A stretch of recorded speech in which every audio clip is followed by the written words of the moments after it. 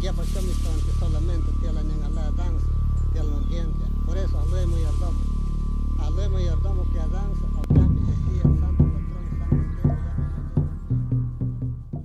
Pues muy buenas tardes, estamos aquí otra vez en esta serie de charlas y de videos que estamos haciendo en el marco de esta obra colectiva que estamos formulando y que hemos denominado de construcción de la sociedad civil en Chiapas, una lectura desde las organizaciones no gubernamentales. En esta ocasión tenemos el gran gusto de recibir a Ernesto Martín Guerrero Zavala, de esta organización denominada el Instituto de Estudios e Investigación Intercultural AC, que todos conocemos como INESIN. Sí.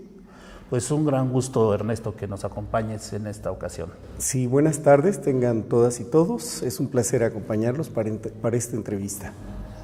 Bueno, pues Ernesto, te cuento un poco el contexto de el marco de esta serie de entrevistas que estamos haciendo con actores diversos de la sociedad civil.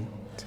La idea es que un grupo de organizaciones hace unos 3 años nos pusimos de acuerdo en que era importante no solo hablar sobre los diagnósticos de las problemáticas, abordar los temas álgidos que nos preocupan a todas y todos en el contexto chiapaneco y en el contexto nacional, sino también que era importante hablar del trabajo que día a día hacen las organizaciones civiles, de los logros, de los aprendizajes. De alguna manera parece ser que la carga de trabajo que tenemos y a veces hasta la vocación de servicio que se tiene nos hace que tengamos pocos espacios para contar nuestras buenas lecciones, nuestros aprendizajes, la buena noticia que significa de algún modo que aunque este sistema mundo oprobioso, ¿no?, brutal, que quiere destruir todas las diferencias y todas las alternativas, ahí están las comunidades y ahí están en muchas ocasiones también las ONGs, a lo mejor espacios pequeños, no muy grandes, casi siempre invisibles para los grandes medios, pero ahí están generando sus alternativas y creemos que es muy valioso también hablar de lo que hacemos bien, de lo que todos los días como que mantiene nuestro ánimo y esperanza para seguir trabajando, a pesar de esta, vuelvo a repetir, monstruosidad aplastante a veces que tiene la realidad. Ernesto, en este sentido, ¿qué te parece si empezamos nuestra charla yéndonos atrás, ¿no?, en tu biografía personal? Cuéntanos un poco dónde naciste, cómo fue en ese contexto donde naciste o donde viviste tu infancia y tu juventud. Hemos como aprendido a lo largo de este camino que a veces muchas de las pistas o de las señales que seguimos a lo largo de nuestra vida se empiezan a construir desde ahí, ¿no?, desde esos primeros años. Platícanos un poco, Ernesto, sí, por favor. Ok. Bueno, comparto el hecho de que de alguna manera somos el resultado de lo que el contexto nos ha hecho, ¿verdad? Yo nací en el Distrito Federal en el año de 1965. Crecí mis primeros 10 años en el Distrito Federal. Vengo de un hogar dividido, separado. Mis padres se han separado cuando yo era pequeño y crecí con mi madre, lo cual fue bastante bueno porque era una persona estupenda, excelente, con muchos valores, muy amante de los movimientos sociales, muy consciente de las crisis políticas que nuestro país ha enfrentado desde siempre, viviendo muy de cerca, por ejemplo, el caso de Tlatelolco en 1968, con sus primos hermanos, estudiantes del Politécnico, perseguidos también, escondiéndose y viviendo eso con tanta intensidad y siempre refrescando esos recuerdos para mí, de manera permanente mientras crecía. De mi madre aprendí la frase 2 de octubre no se olvida, ¿no? Esta cosa importante, y para completar este ciclo, pues justo ella fallece el 2 de octubre de 1999, ¿no? Entonces, doble motivo para recordar. Para mí llegar a esa fecha es tan simbólica por esa historia atrás y por mi madre y toda su fuerza, este empeño de vivir siempre la vida con dignidad como mujer, ¿no? Yo crecí entonces mis primeros 10 años en el Distrito Federal, luego vine a vivir al estado de Oaxaca los siguientes 10 años, hasta que me casé. Y en el estado de Oaxaca nos metimos al campo, nuestro trabajo fue mayormente de campo. Aprendí a labrar la tierra, a trabajarla en diferentes maneras, mientras continuaba mis estudios, los normales, ¿no? Primaria, secundaria. El bachillerato técnico lo vine a estudiar, la secundaria y el bachillerato técnico los estudié en Juchitán, Oaxaca, en una época de muchísimo activismo social. En esa época surgió la COSEI, la coalición de obreros, campesinos y estudiantes ismeños, que estaban tan activos, igual bloqueaban carreteras, quemaban autobuses, se manifestaban de diferentes maneras. Yo viví todo este periodo como estudiante con mucha intensidad, siempre naturalmente en el clamor de justicia, ¿no? En la búsqueda de encontrar espacios de dignidad para todos los ámbitos sociales, ¿no? Para el campesino, para el estudiante, para la ama de casa, y en una sociedad en donde la mujer tiene tanto protagonismo como es Juchitán, Oaxaca, ¿no? Las mujeres siempre luchadoras, muy trabajadoras, cuando había algún tipo de actividad social, al frente, empujando a los varones incluso, ¿no? Eso era notable, ¿no? La presencia y la actividad de las mujeres, todo eso lo viví con mucha intensidad. Entonces, definitivamente tuvo un impacto en mi vida, ¿no? Vivir en un contexto de lucha, de activismo social, tuvo un impacto en mi vida. Básicamente ese es el arranque de mi vida, mis primeros 20 años hasta que me caso, ¿verdad? Y después de eso, venir a vivir al estado de Chiapas por todo el resto del tiempo, hasta completar 31 años en Chiapas. Y cuéntanos un poco cómo era el ambiente, cómo recuerdas el ambiente de esos años 70 en la Ciudad de México, esta como vida contradictoria que se estaba teniendo en esos años, ¿no? Como mucha represión hacia los jóvenes, muchos espacios cerrados para los jóvenes, no había ni siquiera oportunidad de escuchar un buen concierto de rock, por ejemplo, sí. ¿O no? Las cosas que más recuerdo. Primero, vivíamos como en una especie de resaca o cruda, o sea, lo que viene después de la embriaguez, ¿no? Básicamente, el impacto de la represión del 68 fue muy fuerte. Después de esto, algunas cosas muy especiales. La música de Silvio Rodríguez, con su ideología cantada de revolución, de nuevo mundo, estaba prohibida. Esas cosas, era difícil de conseguir un disco de Silvio Rodríguez en esta época. Los estudiantes que se reunían para cantar sus trovas y todo esto, lo tenían que hacer realmente a escondidas, ¿no? Bastante. Y por esa época también estaba pegando fuerte en el Distrito Federal el movimiento hippie, que bueno, la mayoría de la gente pensará o recordará que era algo así como un movimiento de desorden moral y social, pero más que esto, en realidad era de alguna manera la respuesta de una sociedad hastiada de la guerra de Estados Unidos en Vietnam, una guerra sin sentido, con tantos muertos, y los jóvenes diciendo, pues queremos vivir la vida, tenemos derecho a vivir con libertad como queramos y a disfrutarla y a pensar en vez de ir a hacer la guerra, en hacer la paz, sin implicar lo que la paz signifique, ¿no? Y ellos promovían el amor y la paz en todos lados. Se escuchaba mucho, de este lado se escuchaba mucho la música de los Rolling Stones, de los Beatles, que era como todo lo que andaba en el ambiente, ¿no? Era más o menos la sociedad en la que yo crecí, en el Distrito Federal, con estas dificultades. Y también, digamos, esa sociedad que despertó de alguna manera a cierta conciencia latinoamericanista, ¿no? La literatura, la emergencia de la Revolución Cubana primero y luego la Revolución Sandinista. ¿Cómo te tocó ese contexto? Bueno, pienso que siempre ha habido como dos caras del asunto. Una, vivir con las noticias y las versiones oficiales de las noticias, y el otra, siempre platicando en la mesa de las realidades que no eran necesariamente las de las noticias, ¿no? Escuchar, por ejemplo, que en Nicaragua, en El Salvador, había levantamientos armados, escuchar por fuentes X, ¿no?, que estaban trayendo armas del norte hacia el sur para fortalecer a los gobiernos, ¿no?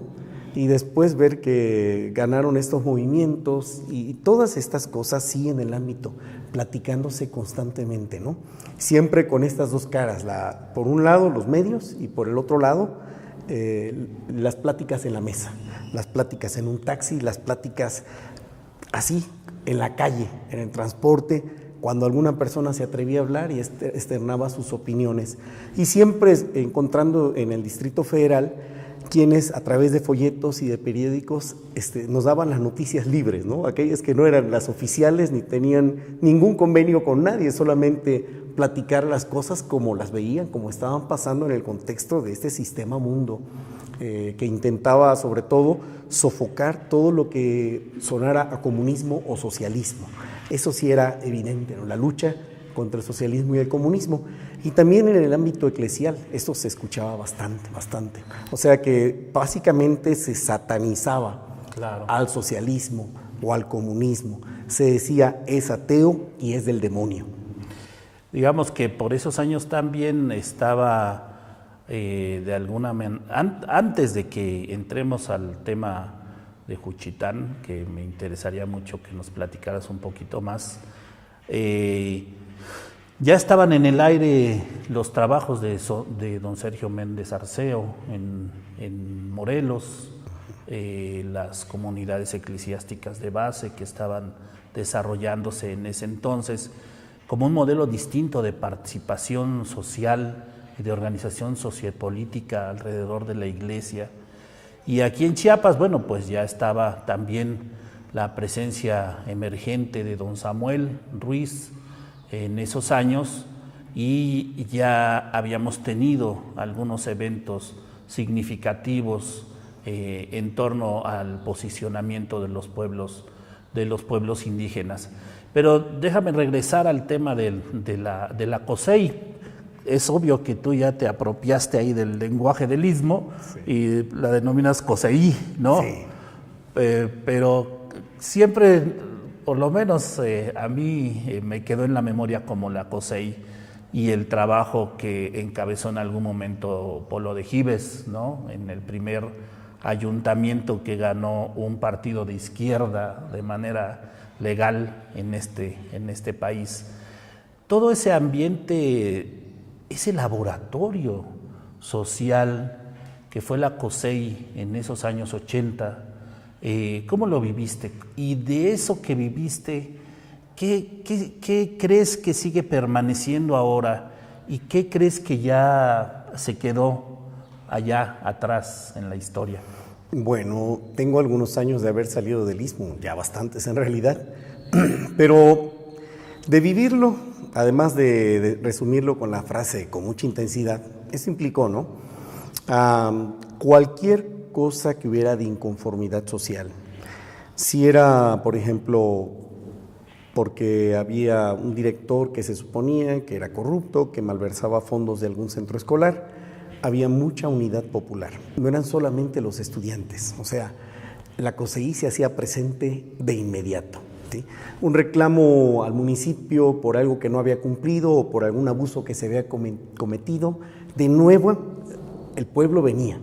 Y venía listo a todo, a lo que fuera, porque por esa época también se vivieron actos represivos en la ciudad de Juchitán.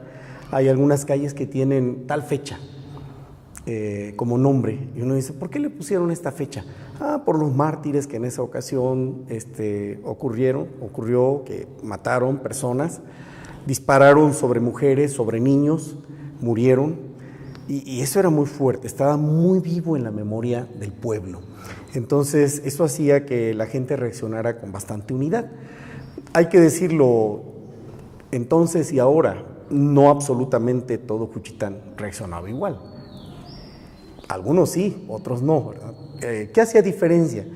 Pues personas que tenían como un sueldo fijo, empleo que a veces dependía del gobierno o de cualquier paraestatal, bueno, la que fuera, no importa, no se metían en estos movimientos. ¿Quiénes sí estaban? Mayormente estudiantes, mayormente campesinos, obreros, trabajadoras, amas de casa. El pueblo, que podríamos decir, no se vale decir de abajo, ¿no? Pero esa clase de personas que de alguna manera tenían como una economía no tan segura. Esas personas estaban participando fuertemente. Y si era necesario, venían con palos, con machetes, con lo que fuera. Y venían listos realmente a todo. Así se vivía de intensamente, ¿no? Yo lo presencié, lo vi, caminé algunas veces con ellos, otras no, ¿verdad? Solo me tocó ser testigo. Pues era yo adolescente en esta etapa de formación en mi vida, pero así es como se vivía. Y ahora, ¿cómo analizarías? Porque para mí, de alguna manera, el experimento social de la izquierda en Juchitán tiene mucho que ver con el posterior devenir y mucho de lo que a lo mejor estamos viviendo hoy, en términos de cómo superar esta contradicción aparente entre la movilización social y ser gobierno, porque al movimiento le toca al final ser gobierno después de una amplísima movilización social, y ahí se enfrentan como con nuevos retos y una serie, ¿no?, de paradigmas que desde la movilización social nunca se vislumbran. ¿Cómo lo visualizas o qué comentarías al respecto de esto? Bueno, realmente no me tocó ya vivir los años siguientes, porque terminé mis estudios alrededor de 1980 en Juchitán y me he salido de entonces para acá. Pero una cosa vi, cambió el nivel económico de la población en general. Un poco se elevó. El Juchitán que yo conocí, con sus calles lodosas en tiempo de lluvia y polvorientas en tiempos de calor, cambió. Ahora la mayoría de sus calles están todas pavimentadas, en general es una ciudad bastante limpia. De alguna manera eso fue el resultado, el fruto de los municipios que estuvieron en manos justamente de esta COSEI, de este movimiento, después el PSUM, el Partido Socialista Unificado de México, y los diferentes nombres o identidades políticas que ahí se dieron. Para decirlo un poco en el lenguaje de la política de izquierda, o sea, de enfoque social, sí cambiaron muchas cosas dentro de Juchitán. Yo pienso que fueron cambios buenos. Un poco lo que he sentido es que al cambiar la economía, el nivel económico de las personas, al tener como más facilidades y todo esto dentro de la ciudad, las personas también fueron perdiendo como esta fuerza de lucha, esta fuerza de cambio. O sea que de algún modo las nuevas generaciones, los hijos de aquellas personas que salieron a pelear por derechos y por dignidad a la calle, pues ya no se le ve como con las mismas convicciones, ¿no? Desde ese punto de vista se podría decir, bueno, como que el movimiento de izquierda ha menguado su fuerza, la política tiene otras caras, otros rostros, hay gente que es ahora muy adinerada dentro de la misma ciudad y que están buscando los puestos políticos, un poco como se ve casi en todas partes, ¿no? Pero pienso aquí que el hecho de haber salido de una situación de precariedad y moverse a una situación de seguridad o de estabilidad en algunos aspectos económicos, pues hizo un poco de cambio en esta conciencia de lucha. No voy a decir que fue bueno o que fue malo. La pregunta para mí sería, ¿cómo hacemos a las nuevas generaciones para que mantengan esta conciencia y piensen que algo que se logró a nivel local pues hay que continuarlo en otros niveles, en otros espacios, ¿no? A pesar de todo, sí hay un foco de resistencia todavía fuerte dentro de Juchitán, todavía lo hay. Claro. Bueno, entonces nos cuentas, cierras tu ciclo de vida en Oaxaca y te vienes para Chiapas. Sí. ¿Y qué pasa aquí en Chiapas? Okay. Bueno, debo platicar un poco de mi formación personal. Yo estudié hasta el bachillerato técnico en Juchitán, en el tecnológico, y concluí mis estudios. Ya no continué ingeniería, aunque me encantan las ciencias, porque tuve un llamado personal al trabajo pastoral dentro de las iglesias evangélicas. Yo me vine a trabajar a Chiapas a mis 20 años con una iglesia que me ha contratado cuando estaba todavía en mi etapa de formación teológica, y viví en Tuxtla Gutiérrez los siguientes 25 años, trabajando en una iglesia que creció y tuvo muchos aspectos interesantes de trabajo, de servicio a la sociedad, especialmente en el aspecto del cuidado a la familia. Sin embargo, aquí hay una cosa interesante, que mi formación previa hizo que estuviera presente en mi conciencia. Yo veía ausente este aspecto o esta dimensión social del evangelio en el trabajo evangélico.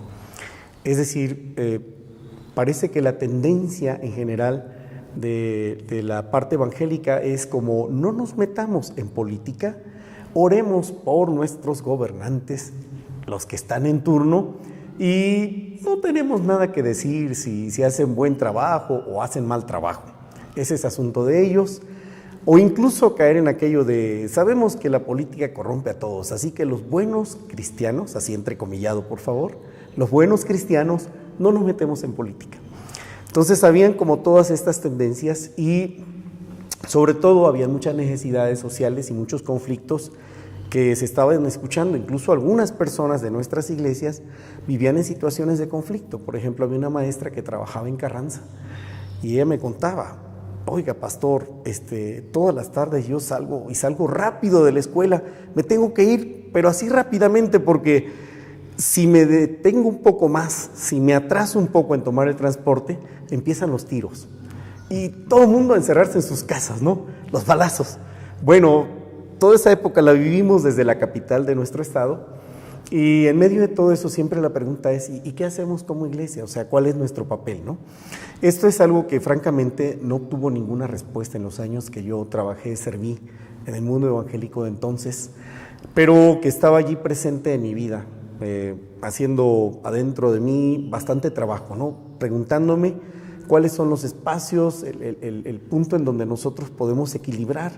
O sea, la espiritualidad cada quien la puede vivir a su modo, a su manera, como quiera, pero ¿en qué punto nuestra espiritualidad se convierte en algo práctico, tangible, que tiene que ver con la transformación social, con los cambios, claro, que realmente sean cambios de fondo en nuestra sociedad, donde las personas puedan recuperar sus espacios de dignidad, sus espacios vitales, ¿no? Donde puedan ellos alcanzar esta autogestión, autosustentabilidad, o sea, todas estas cosas quedaban así como en stand-by, en pendiente, ¿no? ¿Qué se puede hacer? Esta fue mi etapa en el ministerio pastoral normalmente, y aunque ahora hago un trabajo reducido, pero ya desde hace años entré al trabajo organizacional. Y cuéntame un poco, porque no es un tema fácil de alguna manera de abordar y de platicar. Todas las corrientes religiosas de alguna manera viven esta dificultad en términos de el abordar la individualidad, porque se refiere a la espiritualidad y a las creencias de cada uno, pero también de abordar una colectividad, porque finalmente, cualesquiera que sea la iglesia, desarrolla una colectividad, un grupo de personas que se asocian y que se vinculan, ¿no?, a una institución que en este caso, dijera Bauman, es una de las más sólidas que han existido. Las iglesias representan de algún modo, ¿no?, por su constitución teológica y su formación ideológica que tienen, estas instituciones sólidas. Hablar dentro de ella de estos cambios, me imagino que fue un gran reto y una gran dificultad que de alguna manera trastocaba cotidianamente tu quehacer, ¿no? Porque la colectividad tiene una serie de necesidades que van más allá de la individualidad.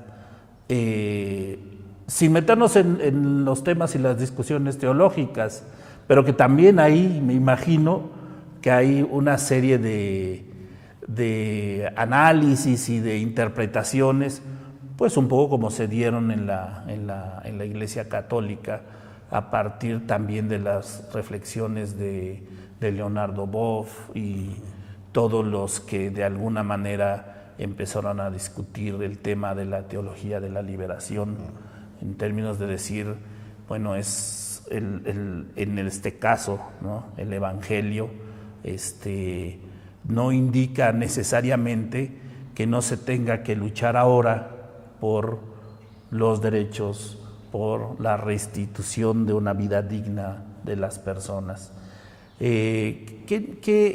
Además de lo que nos cuentas,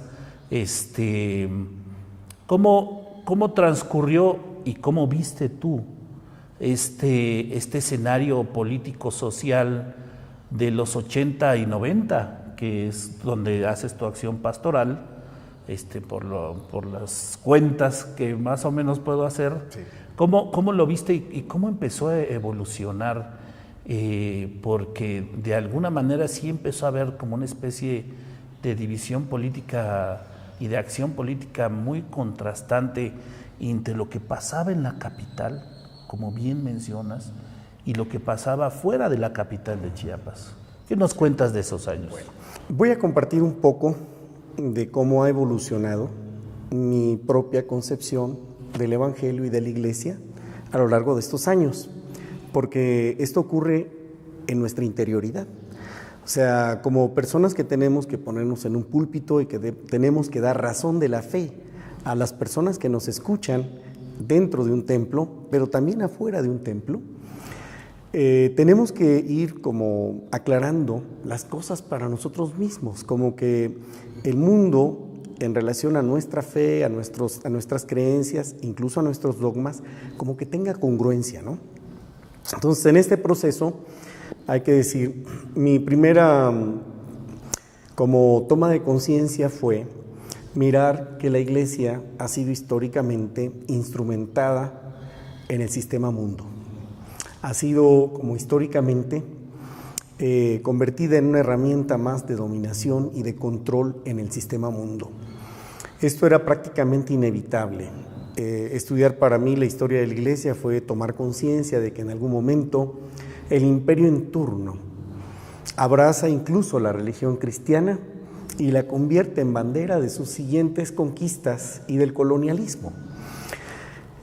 También tomar conciencia de que esto se ha vivido incluso en el tiempo actual.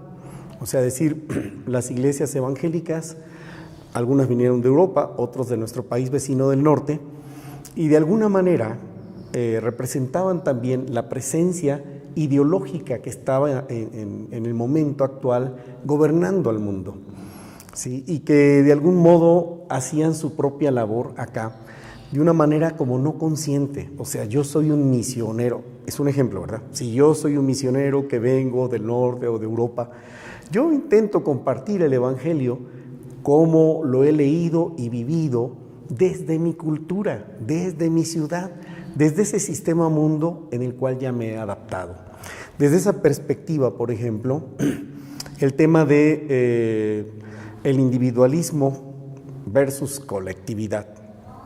Es decir, la propuesta del Evangelio como yo la recibí es de una salvación personal. O sea, así en directo, aprender a confesar que Jesucristo es tu único y suficiente Salvador personal. Pero aquí el énfasis en personal es tan fuerte que básicamente es sálvate tú y no importa que le pase a los demás, claro. Por una parte. O por la otra, procura que se salven todos como tú. ¿Y qué eso significa? Agrégatelos a tu iglesia y no importa si antes han estado en otra iglesia. Casi hay que hacer labor de convencerlos de que están equivocados y de que tú tienes la verdad. Así es como se vive, así es como se vivió, ¿no?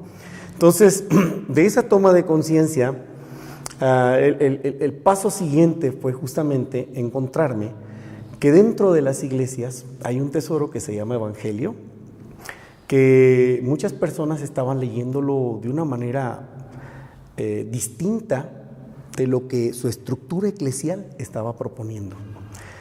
Y entonces esto fue sorprendente, porque aquí vi que había gente tanto del lado evangélico protestante como del lado católico. O sea, gente que estaba recuperando ese evangelio que significa solidarizarnos con los pobres, caminar con los pobres, vivir con los pobres, hacernos pobres con los pobres o con los y las pobres, como una manera de alcanzar justamente este punto de dignidad en el cual todos y todas somos hijos de Dios, tenemos los mismos derechos, tenemos acceso a la justicia, tenemos, digamos, esa vida digna que soñamos, ¿no? Entonces, decir, wow, creo que aquí se rompen nuestros esquemas de denominacionalismos, de estructuras eclesiales cerradas, y tenemos que encontrar el espacio común donde todas y todos quienes hemos escuchado ese evangelio trabajamos entonces por una sociedad distinta.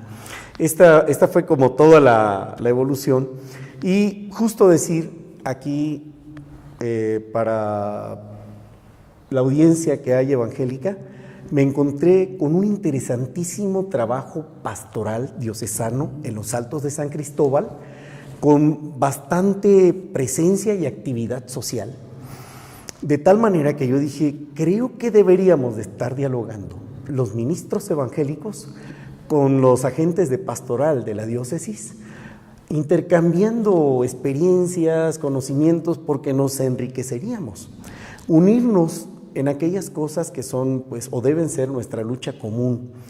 Esto fue para mí sorprendente, y desde entonces he visto con mucha simpatía este trabajo pastoral, de tal manera que igual tengo muchísimos amigos, amigas en el ámbito católico que están igualmente trabajando con este enfoque social, ¿no? Pero ha sido toda una evolución así. Y de paso decirlo, pues realmente así es como lo vi en los años 80 y en los años 90. De hecho, en los años 90, una cosa que ocurrió con el levantamiento armado zapatista pasó por mi mente. Dije yo, híjole, no cabe duda de que ese levantamiento armado está siendo asociado, ya por los medios o por divulgaciones, como sea, de boca en boca, está siendo asociado con el trabajo de la diócesis o con la teología de la liberación. Y una sospecha vino a mí, dije, ¿no será que a partir de ahora como que los evangélicos van a tener más protagonismo y más apoyo para que traten de ganar espacios a los hermanos y hermanas de la Iglesia Católica?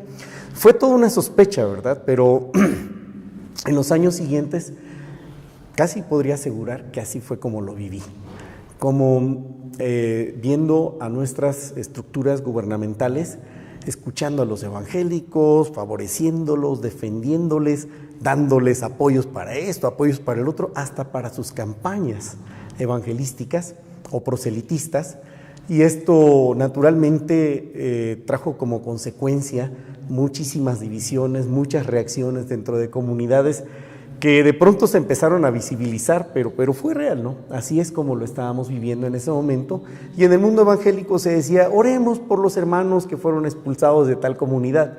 No se decía, pues resultó que el evangelio, como se predicó, y el proselitismo, como se intentó, quebró el tejido social de la comunidad, fracturó, o también tiene como un aspecto intolerante, ¿sí? Porque, óiganme, si yo digo, pues mi hermano católico es un idólatra, eso es algo intolerante y muy fuerte.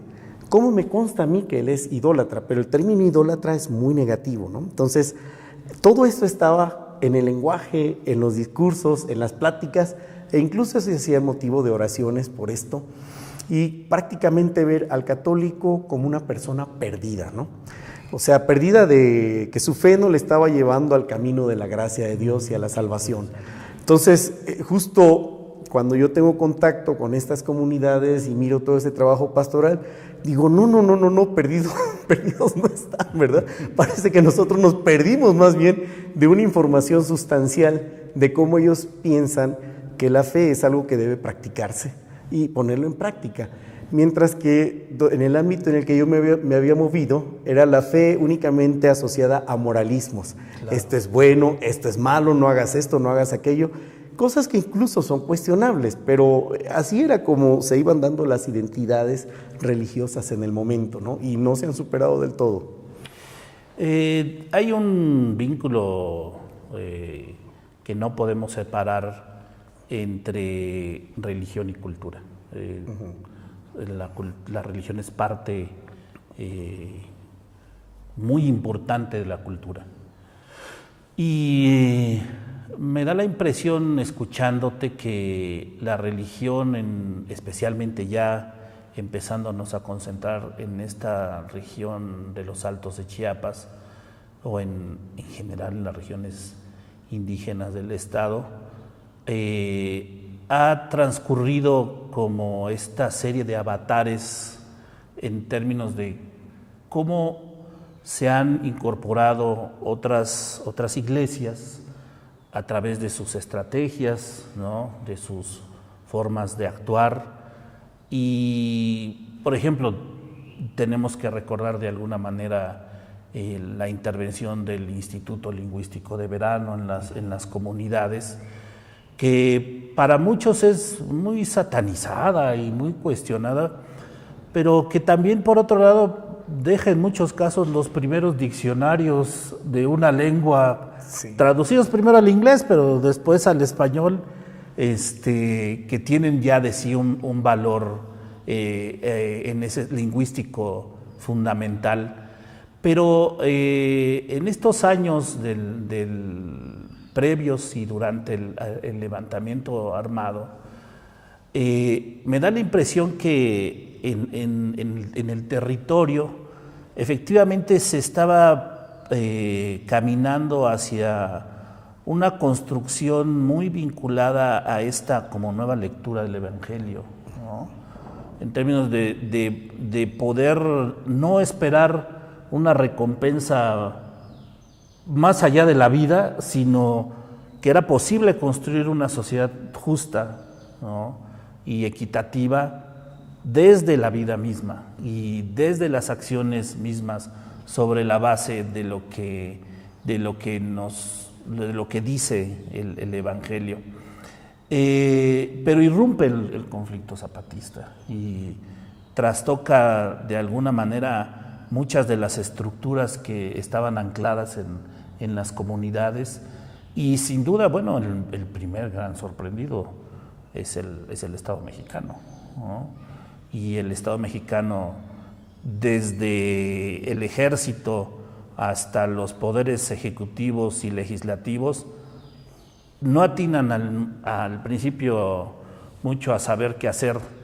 Después, pues definen toda una estrategia de contrainsurgencia, y en este contexto, pues muchos actores juegan a favor de esa política de Estado que aún permanece en nuestra región. ¿Cómo cierras este ciclo, ¿no? Y cuéntanos un poco cómo inicias, cómo te incorporas en el INECIN, y aprovechemos entonces para que nos cuentes también qué es el INECIN, cuáles son sus orígenes, porque creo que ahí vamos a encontrar también un punto de convergencia, ¿no? En tu biografía personal y la actividad que ahora realizas en esta organización. Bien, sí. Pienso hay que reflexionar un poco en que, como muchas cosas, hay aspectos positivos y otros no tan positivos. En este caso, de la presencia del Instituto Lingüístico de Verano, de las iglesias evangélicas y su avance en las comunidades, en términos proselitistas y de su crecimiento. Hay que apuntar, por ejemplo, como positivo, realmente se intentó que las personas que recibían la fe pudieran también aprender a leer, aprender a escribir, recibieran conocimientos técnicos, oficios. Todas estas cosas son positivas. Igualmente positivo ha sido pues este énfasis evangélico en el abstencionismo, especialmente en comunidades muchas veces azotadas por el consumo de alcohol, por el abuso en el consumo de alcohol. También hay que reconocer que nuestra hermana Iglesia Católica ha hecho esfuerzos notables para que las comunidades abandonen también estas prácticas de abuso en el consumo del alcohol. O sea que no es solamente evangélico, pero ha sido como los aspectos importantes. En términos de cultura, siempre ha habido un poco de discusión, incluso en el mundo evangélico. Hay toda una materia de estudio, yo cursé mi licenciatura y luego estudios de maestría también, sobre el tema evangelismo y cultura. O sea, la pregunta, ¿y nosotros como evangelizadores, como misioneros, debemos llegar a cambiar las costumbres de las personas o debemos respetar los usos y costumbres locales? ¿Qué aporta el evangelio? ¿Qué es lo que va a cambiar? Estas cuestiones en realidad, aunque han sido discutidas en aula, hay que decirlo en la práctica, muchísimos difusores de la fe cristiana evangélicos, también algunos le han llamado evangelicalista, o sea, relacionado a la versión evangélica de la fe cristiana, no han recibido formación en las aulas.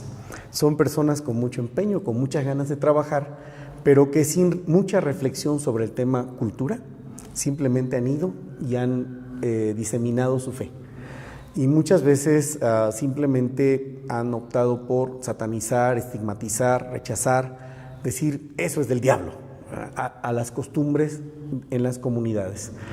Este es un tema que en realidad debería de decir, hay que hacer un foro sobre esto, hay que abrirnos, hay que platicar, hay que dialogar. O sea, ¿en qué punto nosotros pensamos que realmente una cultura debe ser tocada o trastocada o transformada? Y hasta qué punto nosotros tenemos que respetar los procesos comunitarios y no solo respetar, sino aprender de ellos, ¿no? O sea, tenemos que llegar a aprender.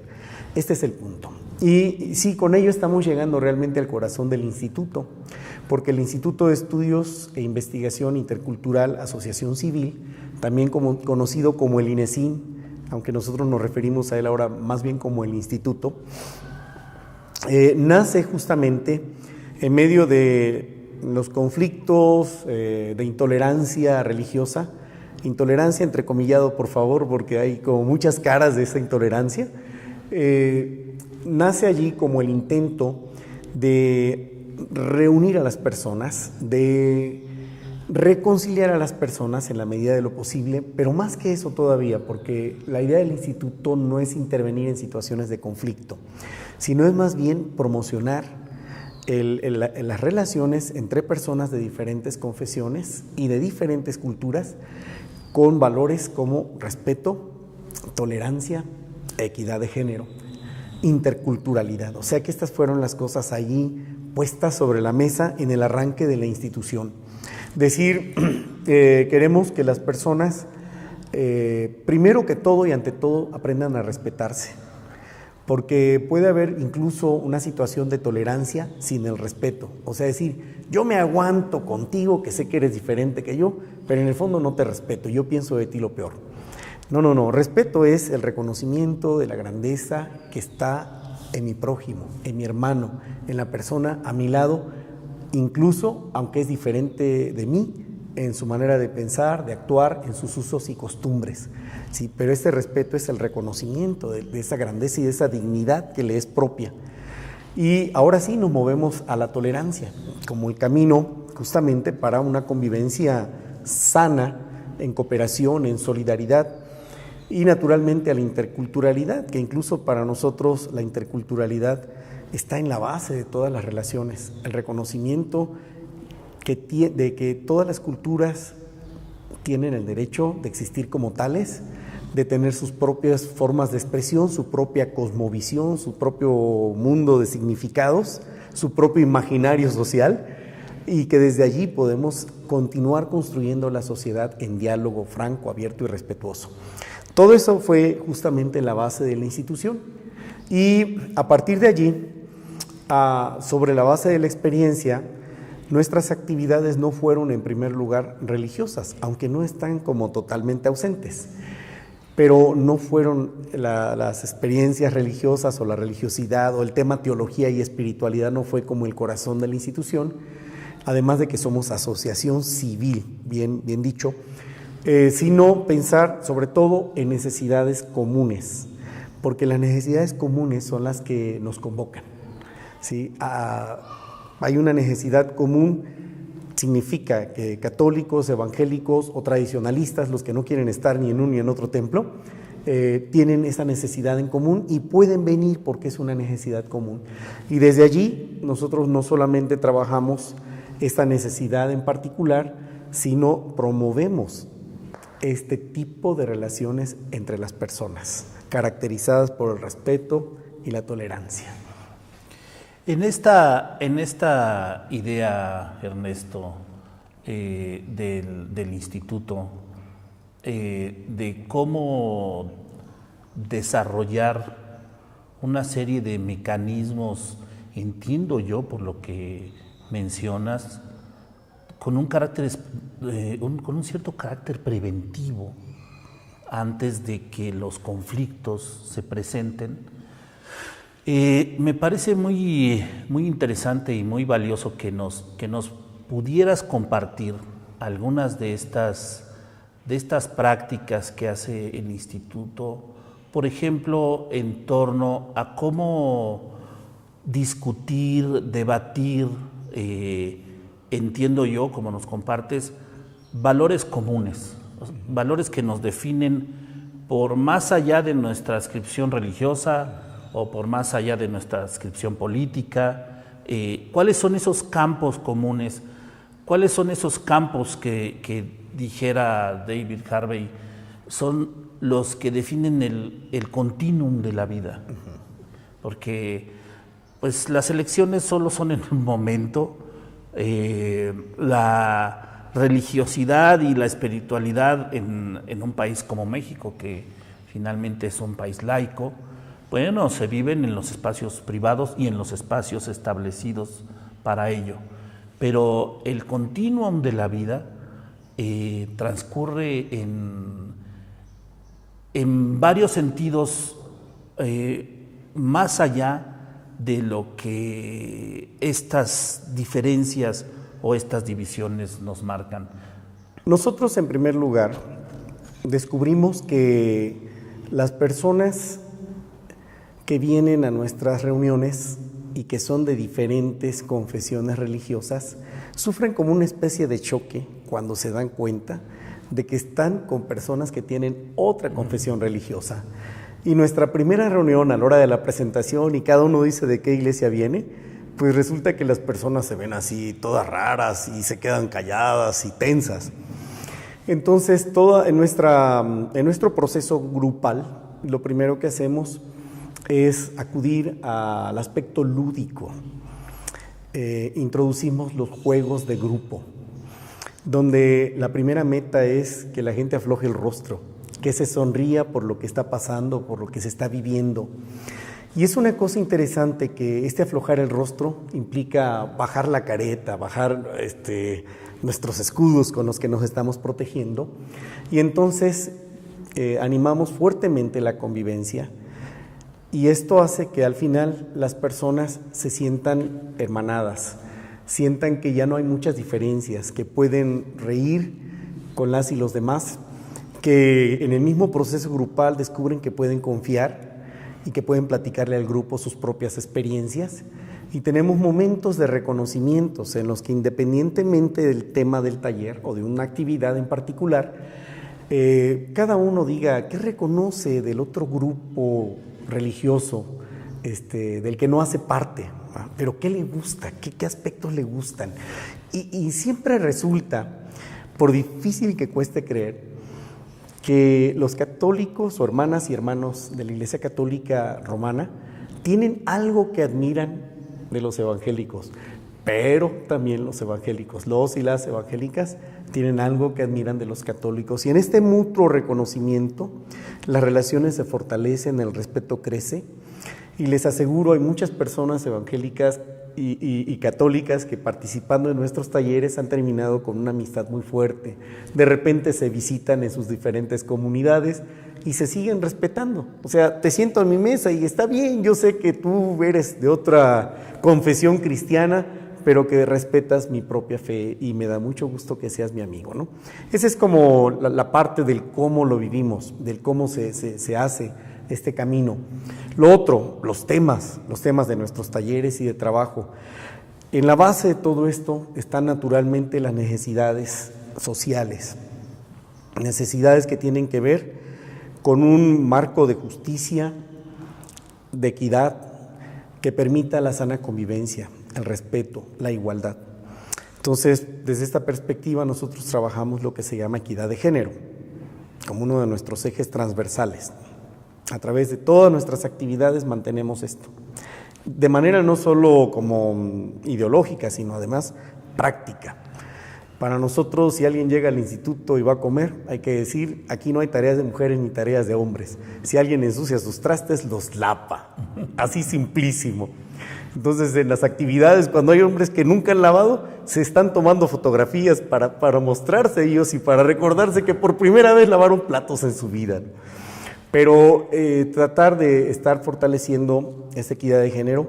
Naturalmente descubrimos que algo que era real en nuestra sociedad era la violencia de género y empezamos a animar y a trabajar fuertemente todo lo que es prevención de violencia familiar y acompañamos esto con talleres de fortalecimiento del corazón, que son espacios de desahogo, donde las personas a través de una serie de pasos, de dinámicas, pueden desahogar las situaciones difíciles que han vivido y después de esto ellos pueden caminar a buscar la sanidad de esas cosas que les han lastimado, bien sea a través del mismo grupo, terapia grupal, o en muchas ocasiones hay que referirlos realmente con otras organizaciones, amigas, hermanas, que trabajan directamente estas temáticas y se les puede asociar, enviar para que continúe esta vinculación de servicio, ¿no? Entonces, ya vemos qué organización trabaja el tema de violencia familiar, las podemos referir allá a las personas, cuando es el caso, ¿no?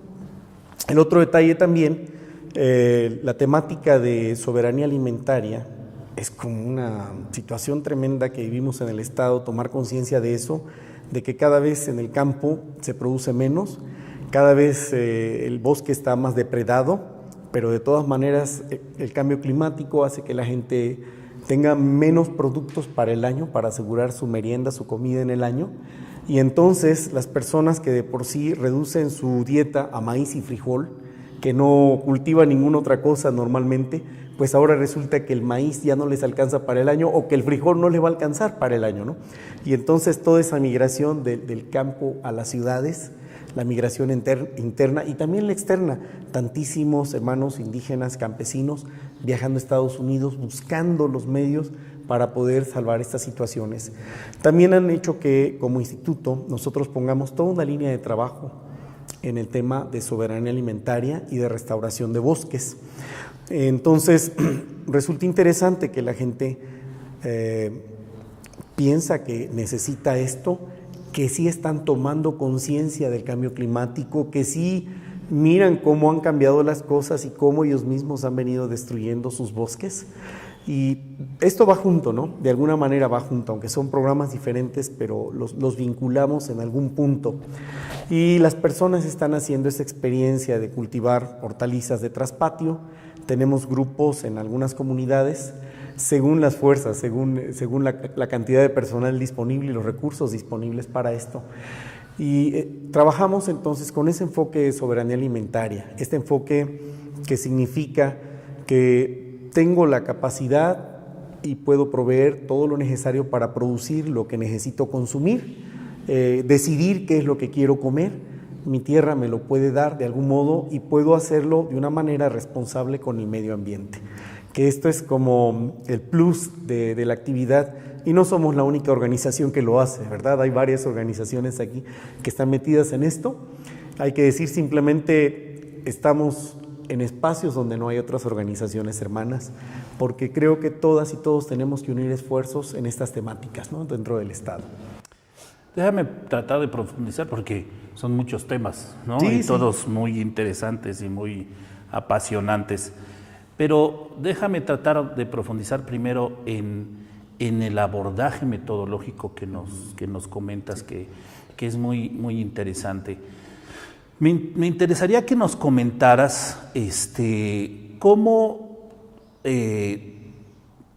trabajan, porque lo que estoy entendiendo es que su trabajo hace explícitas las diferencias religiosas, no las oculta, no las deja a un lado, las hace explícitas, pero también entiendo que no trabajan sobre esas diferencias, ¿no? Ese es como un punto que me parece muy interesante.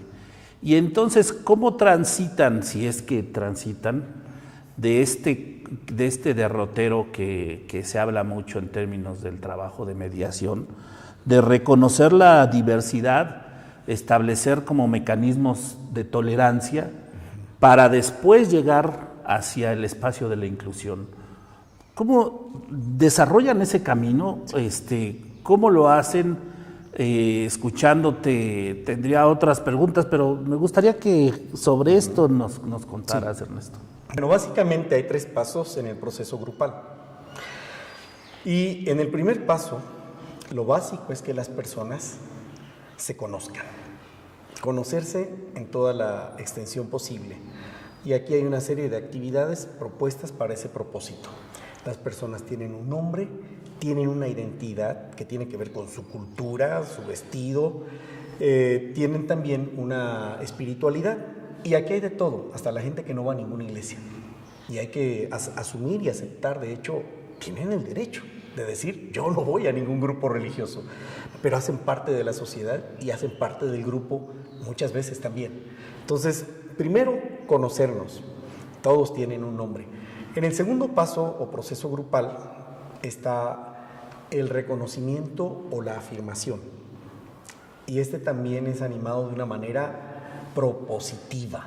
Es decir, llegamos a un punto en el que yo conozco al compañero, sé su nombre, y durante este tiempo de convivencia yo veo que él tiene estas cualidades, ¿sí? El reconocimiento de tu persona o de la persona que está delante de mí, de sus cualidades, abre el espacio de confianza. O sea, la persona dice, vaya, sí, estoy aquí presente, me reconocen y me respetan. Y me están conociendo, ese que están describiendo, ese soy yo. Entonces, en este momento se están sentando las bases para la confianza. Y nos movemos al tercer paso, que es justamente en donde las personas pueden compartir necesidades profundas con un grupo en el que ya tienen confianza. O sea, trabajamos generando grupos de confianza. Y desde aquí, desde este compartir, ellos comparten toda clase de cosas en relación a su fe, a su vida familiar. Alguien puede decir, no, ¿cómo vienes a esta reunión? Pues resulta que tuve un problema familiar en esto y en esto y en esto. Cuando ya no está contando al grupo, quiere decir que ya creció su confianza en el grupo. Y naturalmente, en todo este proceso nosotros llegamos a un puntito de festejo. Hacemos una fiesta en común, todas y todos participan, se alegran y alcanzamos esto que es la koinonía o la comunión. Este es un proceso grupal en realidad propuesto, vigilado, guiado dentro de nuestras actividades. Esa es la parte del proceso grupal y así es como lo vivimos. Naturalmente, nosotros preferimos tener actividades que sean procesos más que actividades puntuales, ¿no? Es decir, mejor si podemos tener con el mismo público 2, 3, 4 talleres durante un año, porque además de que se profundiza en la temática del taller, este proceso grupal se va afirmando. Dicen las feministas que una clave para la construcción de la igualdad es el afirmamiento y que tiene que ver con reconocer los liderazgos de los otros y no solo reconocerlos, tu trabajo es enriquecerlo. En el diálogo intercultural, ¿cómo abordan ustedes este reto? Porque también, digamos, desde una visión a veces muy colonialista, tendemos a homogenizar a todos los pueblos originarios. Pareciera que es lo mismo ser de Santiago el Pinar que de Chalchihuitán. Y que los de Chamula, la gente que vive en Chamula, pues son tzotziles igual que los de Sinacantán. Y para nosotros, a lo mejor con esta visión cashlana tan colonial, todos son los mismos. Es más, por eso hasta la iglesia en su origen le diseñó trajes diferenciados a cada pueblo para poder decidir e identificar de dónde eran. Es claro que dentro de los pueblos originarios hay profundas diferencias culturales. ¿Cómo abordan, si es que lo abordan, este diálogo intercultural a partir de esta noción que prestamos o agarramos prestada del feminismo? Me parece muy claro lo que explicaste en términos, ninguna religión está por encima de otra, ¿no? La espiritualidad la vive cada quien, y incluso reconociendo que todos tenemos alguna y algunos deciden que no, podemos convivir. Pero en el término ya del diálogo cultural específico, ¿cómo abordan esto? ¿Cómo construyen estos diálogos de saberes, dijera Enrique Leff, en torno de esta necesidad del diálogo intercultural? Hay dos cosas que hacemos. Lo primero es la lengua. O sea, estamos muy claros de que tenemos que respetar en que cada persona que participe tiene su propia lengua y que nos hable en su lengua. Eso hace parte de sensibilizar a todos quienes participan, todos y todas quienes participan en la actividad. Hay gente cashlana que igualmente no sabe ninguna lengua de nuestros hermanas indígenas. Entonces ellos están escuchando las respuestas y luego escuchan las traducciones. Y me ha tocado ver cómo la gente se sorprende del nivel de reflexión y de profundidad que tienen nuestros hermanos y hermanas cuando hablan en su propia lengua. O sea, nos encontramos ante personas que el hecho de que vistan una ropa indígena y hablen una lengua indígena no significa que tengan como menos inteligencia en absoluto, ni de que no estén conscientes de las problemáticas que vivimos. Ellos están claros de todo eso y lo pueden platicar si hay el espacio. Naturalmente, lo otro que tenemos que hacer es justamente hacer que nuestras actividades como que nivelen el campo de juego. Este es muy importante. Cuando venimos a un taller, vienen personas que tienen como diferentes formaciones. Hay personas que han tenido estudios de primaria, otros de secundaria, otros son licenciados, ingenieros, y hay gente en las comunidades, algunos tienen licenciatura, sorprendentemente, hay muchos hermanos, hermanas que ahora vienen y tienen sus carreras, pero otros no, nada. Entonces, nivelar el campo de juego significa que en la propuesta del diálogo nosotros no le apostamos a la intelectualidad ni a los conceptos complicados, sino que nos enfocamos en realidades.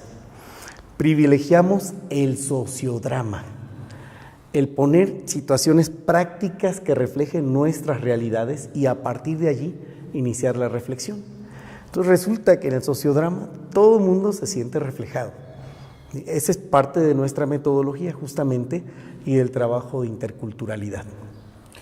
Cuando el instituto se decide también a incursionar en el tema de la soberanía alimentaria, pues toma otra decisión política trascendente, ¿no? Sí.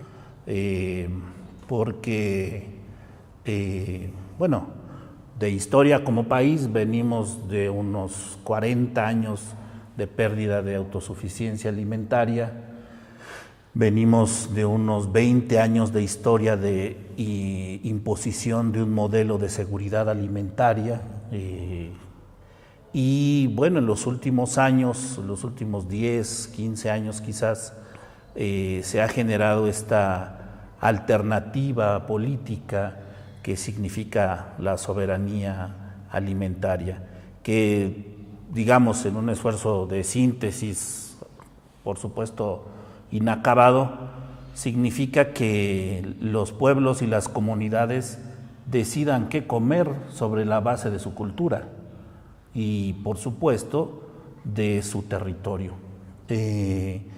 Platícame un poco cómo abordan el tema de la soberanía alimentaria, porque aunque no es un tema nuevo, sí es un tema emergente en el país por la hegemonía que tiene la noción de seguridad alimentaria. Bueno, ante todo, todos y todas quienes hacemos parte del instituto, desde sus fundadores, sus asociados y el equipo de trabajo, nos unimos al pensamiento de la construcción de un nuevo mundo en donde caben todos y todas con los derechos que de humanidad nos pertenecen. Y desde esa perspectiva, nosotros naturalmente somos críticos de una propuesta del sistema como es la seguridad alimentaria. O sea, el tema es puesto sobre la mesa y decimos, no, la seguridad alimentaria como se vive y como se propone hacia las personas dependientes, a los pueblos dependientes, en lugar de que fortalezca sus capacidades para asumir su propia ruta, su propio destino, su ser sujetos. Entonces, nosotros optamos por el tema soberanía alimentaria como una conceptualización distinta de lo que implica alimentarse en el planeta, en el cual sí hay naturalmente un apoyo, un recurso, hay naturalmente un programa de trabajo, pero esencialmente queremos y esperamos que las personas se apropien del proceso que tiene que ver con sus propias capacidades de alimentarse, ¿sí? De producir lo que ellos van a consumir, con esa libertad, con esa autonomía de decir, justo como lo he explicado, es verdad, en mi cultura y en mi territorio yo como y como de esta manera. Naturalmente, para nosotros era importante reflexionar con los pueblos, las comunidades, que mientras haya dependencias de los productos del campo que se venden, especialmente agroquímicos, especialmente semillas no criollas, pues en realidad se atenta contra la soberanía. O sea, no se puede alcanzar soberanía mientras se viva así. Y entonces estamos viviendo un proceso con ellos y ellas de decir, bueno, vamos a producir nuestras propias semillas, no tendremos que irlas a comprar, vamos a proteger las semillas criollas, vamos a reducir o incluso eliminar totalmente todo producto externo, vamos a aprender todas las formas de trabajo que permitan que nuestro campo sea rehabilitado para la producción, rehabilitado, ¿no? Incluso en los bosques, igual. Entonces es todo un desafío así que estamos tratando de nutrir nuestros conceptos, nuestra experiencia, nuestros aprendizajes para continuar con el proceso. Ya tiene algunos años que trabajamos en ello y tenemos buenas experiencias y otras no tan buenas, debo decir. Hay dentro de las comunidades una inercia, es decir, han dependido tantos años de los apoyos paternalistas que en realidad es difícil que ellos piensen que pueden ser completamente autónomos y autogestivos, ¿no? Ese es como el gran reto. Claro, digamos, en esta idea que también acuña Harvey de esta fase del neoliberalismo que entra en la fase de la acumulación por despojo, tenemos que en los pueblos originarios, por ejemplo, y en general en los pueblos que viven bajo condiciones de marginación y pobreza y que son objeto de los programas gubernamentales, las transferencias económicas son transferencias principalmente hacia el consumo. Y resulta a primera vista paradójico, no lo es, porque eso realmente es la idea del despojo. Principalmente en el tema de alimentación, esas transferencias económicas se dan para que las comunidades vayan y consuman más refresco, más totis, más productos chatarra, que a la postre regresan a los grandes corporativos transnacionales. Hay mucho que hacer en términos del tema de soberanía alimentaria, pero también hay mucho que hacer para mí el tema más delicado y complejo que nos estamos enfrentando como humanidad ahora es el tema del cambio climático, porque abarca todos los niveles, todas las escalas, todos los pueblos, todas las actividades, y me resulta muy interesante esta también incursión que hace el Instituto hacia esta temática, porque te voy a contar un poco. Recientemente estuve en la Sierra Tarahumara y tuvimos un diálogo con algunos líderes rarámuris y se me ocurrió preguntarles en esencia cómo veían ellos el tema del cambio climático. Y luego esa misma pregunta lo he hecho con algunos líderes aquí que conozco de los pueblos celtales y tzotziles. Hay una cierta coincidencia de que es un ejemplo más de allá a los mestizos se les dice chavochis, ¿no? Es una muestra más de la torpeza de los chavochis y de los caxlanes. Y como que ahora los pueblos indígenas tienen como el propósito de compartir su experiencia, sus saberes en cuanto al manejo del territorio, a la conservación del medio ambiente, en general al manejo de los paisajes, por el pésimo manejo que hemos hecho los chavochis o caxlanes o mestizos de ese patrimonio. Me da la impresión que de alguna manera el tema del cambio climático va a encontrar respuestas no en donde se han originado los problemas, sino donde se ha resistido territorialmente al respecto de ese modelo extractivista, hegemónico, que es en lo general en los pueblos campesinos y en los pueblos originarios. ¿Cómo ven ustedes los retos de abordar este tema del cambio climático, la restauración ambiental? ¿Cómo lo ven ustedes en el instituto? Bueno, dentro de las comunidades donde hemos trabajado, encontramos que las personas tienen que desaprender y reaprender. Desaprender todo esto que fue la propuesta de agricultura extractivista, explotación de la tierra, y reaprender lo que los abuelos hacían, porque lo recuerdan e incluso ahí están los abuelos y abuelas. Entonces, nuestra postura es, tenemos que ser sencillos y también sentarnos a los pies de los abuelos y las abuelas y permitir que ellos nos enseñen, porque había como esta idea de que teníamos que vivir en armonía con el mundo, con la tierra, con la madre tierra, y teníamos que respetar a la madre tierra. Esto es como, digamos, la gran revelación del mundo indígena que nos está regalando y nosotros la celebramos y queremos hacernos promotores de todo esto, naturalmente. Lo vivimos con alegría y con expectación, con esperanza. Esperamos que en el futuro la humanidad le pregunte mucho más a los pueblos cómo lograron vivir en armonía con la tierra, cómo lograron tener sus cosechas. Algo maravilloso, incluso escuchar de un hermano indígena decir, mi abuelo decía que de 3 maíces que cosechas, uno es para ti, para tu familia naturalmente, otro es para que compartas con tu hermano, que no es de tu familia, y otro es para que lo coma la hormiguita, ¿no? O sea, decir, todo el mundo tiene derecho a comer, también los animalitos, ¿no? Entonces, ¿cómo recuperamos esto y lo vivimos? Creo que hay que celebrar el hecho de que ya hay procesos en todo este caminar que se están dando. Los hermanos indígenas están trabajando fuertemente en esto. Nosotros acompañamos eso también con mucha alegría y otras organizaciones hermanas están también acompañándolos en este proceso. Vamos a ir empezando a cerrar la charla, Ernesto.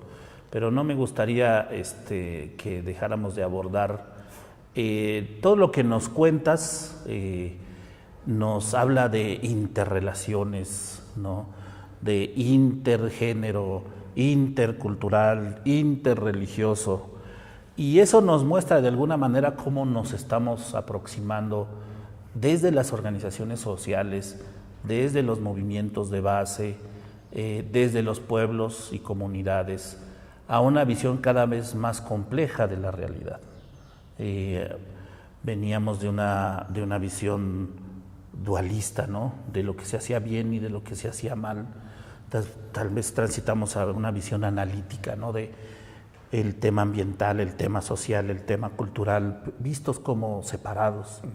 Y ahora estamos entrando en una visión de sistemas complejos, en donde no solo tiene que ver lo que pasa dentro de cada localidad, de cada lugar, sino también la influencia de lo global, como sin duda pasa en el tema del cambio climático. Ante este panorama tan complejo, ¿cómo ves tú que van a evolucionar las organizaciones sociales, los movimientos de base? ¿Cómo ves tú el futuro, ¿no? ¿Cómo ves tú los próximos 10 o 20 años en torno a las semillas que de alguna manera se recogen, se intercambian y se dispersan en todo este entramado social?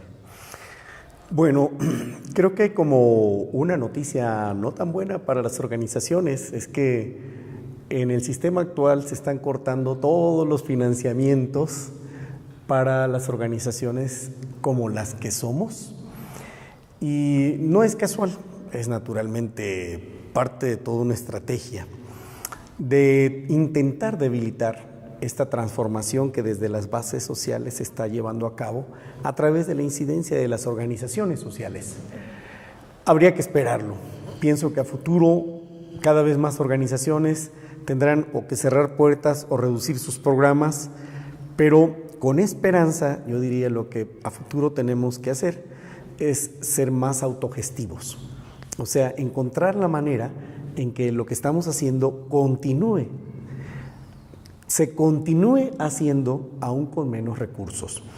Y por la otra parte, ya me parece que aquí es donde vamos a ver el fruto del trabajo de las organizaciones. Es que los pueblos, las comunidades, los grupos de personas que tienen tanta presencia y trabajo de organizaciones se apropien de los procesos por ellos mismos, ellos y ellas se los apropien y los continúen. Y yo le apuesto a eso.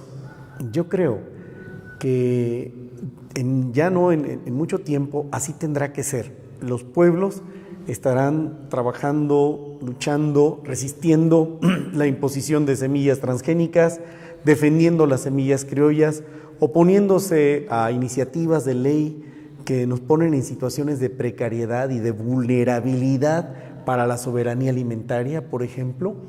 También oponiéndose a todo este intento de convertir a los bosques en un negocio por la captura de carbono y por todas estas cosas que el cambio climático ya trae en el camino. La cosa importante, los pueblos ya no son pueblos que no se dan cuenta, sino que al contrario, son pueblos despiertos, son personas despiertas, que cuando uno platica con la gente, ocurre que la gente ya le dice a uno, es que por esta razón y por esta razón esto que están haciendo no nos conviene. Cuando uno escucha eso, dice uno, hay esperanza. O sea, no es que todo esto se vira al bote de la basura y terminaremos siendo como víctimas de un sistema capitalista, extractivo, explotador, etcétera, sino que resultará que los pueblos trabajan y trabajarán para la defensa de la vida.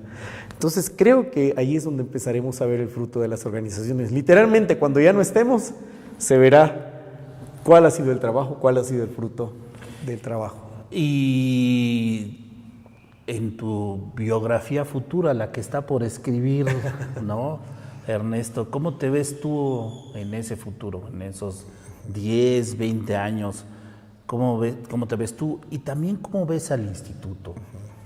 Bueno, a título personal, me veo acompañando a personas en este proceso de transformación, de cambio, de nuevas prácticas.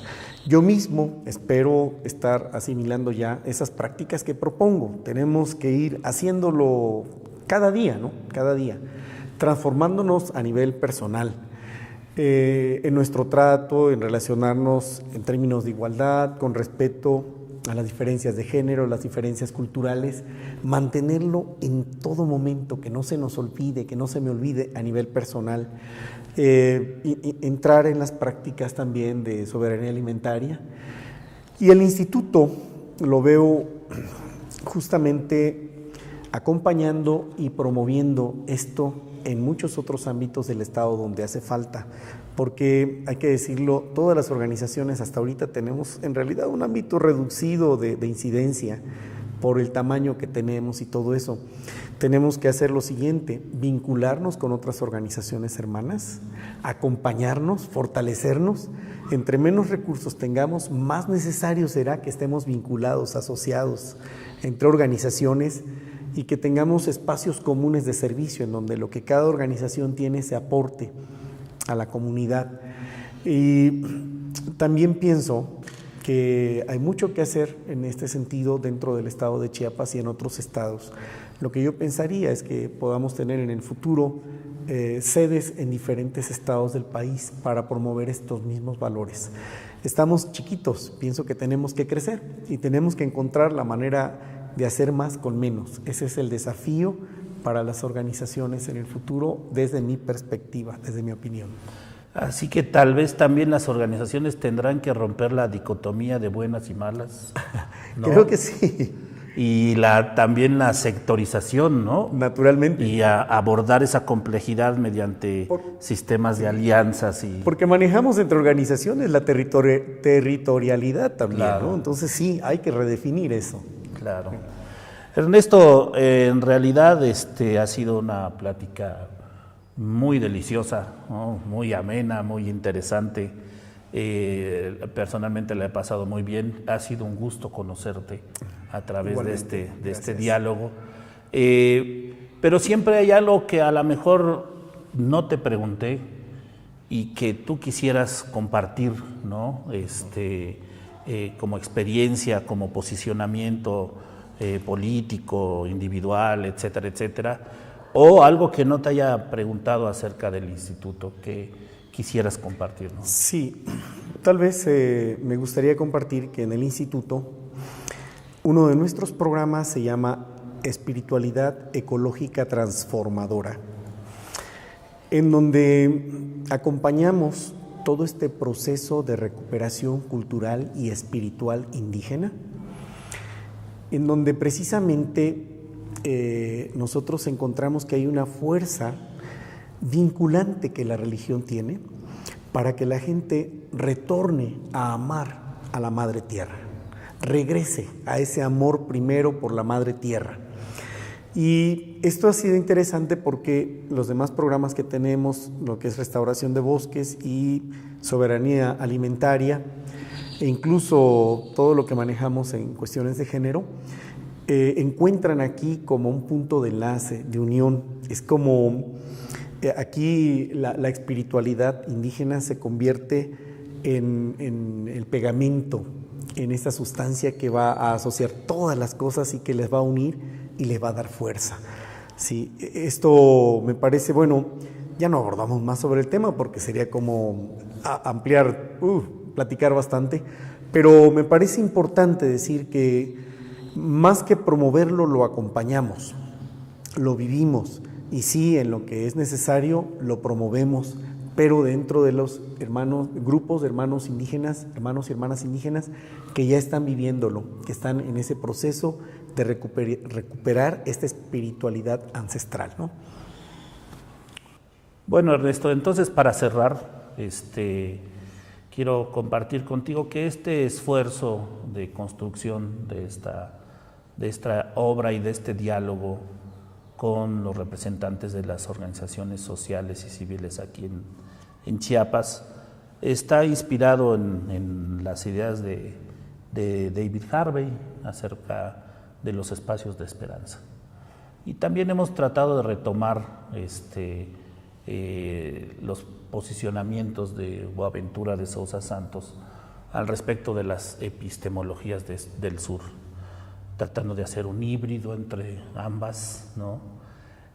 Todos aquellos espacios que luchan contra el patriarcado, contra el capitalismo, contra el extractivismo, contra el colonialismo, en sus múltiples formas, en sus múltiples expresiones y lugares, nosotros los consideramos espacios de esperanza.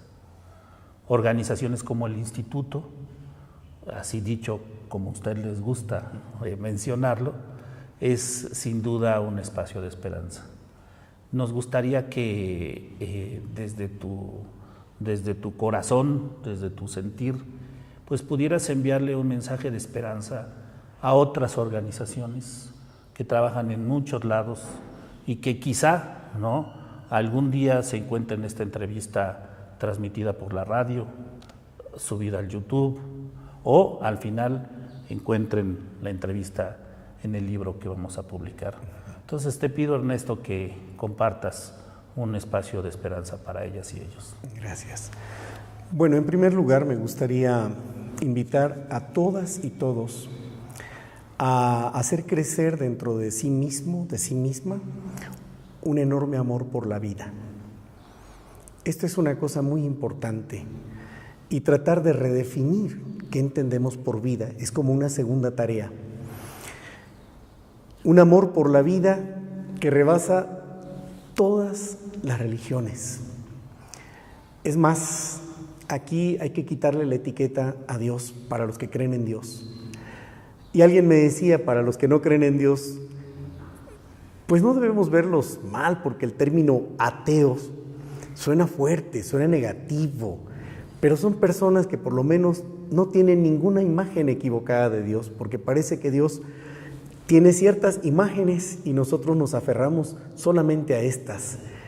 Pero veámoslo así, la vida, amor a la vida, defensa de la vida. ¿Qué es la vida?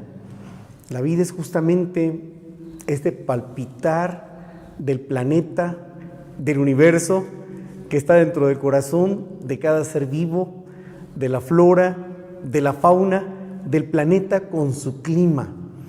Si nosotros podemos hacer crecer el amor a la vida, nos daremos cuenta de que hacemos parte de este fenómeno maravilloso del universo y que debemos hacer que el privilegio de vivir y de vivir con conciencia sea pues como el gran regalo y que lo asumamos con responsabilidad y que nos involucremos con todo aquello que va a hacer de la vida y de ese regalo que es la vida algo que valga la pena. Muchas gracias a todas y todos por esta oportunidad, al equipo aquí presente de grabación y al compañero y a la organización IDESMAC por esta oportunidad de compartir estas cosas. Pues muchas gracias, Ernesto. Así cerramos esta extraordinaria entrevista, retomando su propia palabra de Ernesto, fortalecidos del corazón. Muchas gracias, Ernesto. Gracias a los compañeros de Promedios por la producción, gracias a Quinal Ancetic, que nos está cediendo el espacio para hacer estas grabaciones, gracias a Paola del área de difusión de IDESMAC por encargarse de la preparación de todo esto, pero sobre todo gracias a Ernesto Martín Guerrero Zavala y al Instituto de Estudios e Investigación Intercultural ACE por habernos permitido compartir este diálogo. Muchas gracias y hasta la próxima. Un placer.